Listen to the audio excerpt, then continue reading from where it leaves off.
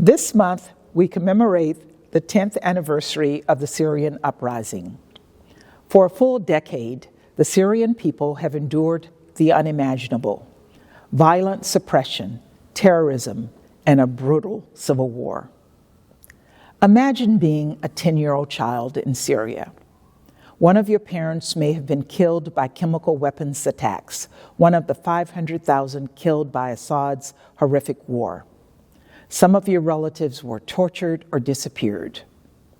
You are one of 13 million Syrians that were forced to flee your home, and then flee again and again, maybe even a dozen times or more.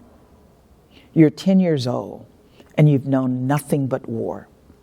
For that child and so many others, we must allow and empower humanitarians to do their jobs, alleviate the suffering, and save people's lives. The United States is committed to doing our part, both to provide aid and to help address the obstacles standing in the way of humanitarian access. After all, an average of 2.4 million Syrians per month depend on cross-border humanitarian assistance. The UN mechanism must be renewed by the Security Council in the next few months.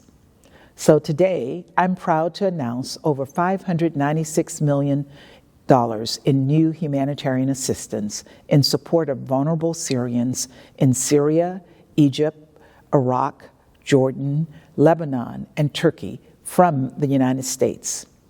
In total, the United States has provided nearly $13 billion in aid to the Syrian people over the past decade. And while we strive together to meet the humanitarian needs of the Syrian people, and especially refugees, we know that assistance alone will not solve this crisis. The Syrian people need a real political resolution to the conflict, in line with UN Security Council Resolution 2254. The United States will not provide reconstruction assistance absent progress on the political track. It is important to note that human rights and humanitarian groups continue to report the vast majority of Syrians fear returning to regime-held areas. They would face arbitrary detention, torture, or even death at the hands of Assad's security forces.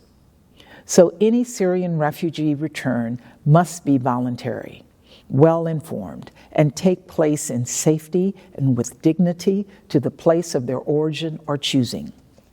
Let me conclude by stating unequivocally that we remain committed to supporting the Syrian people, as well as regional countries who have taken on the burden of hosting millions of refugees.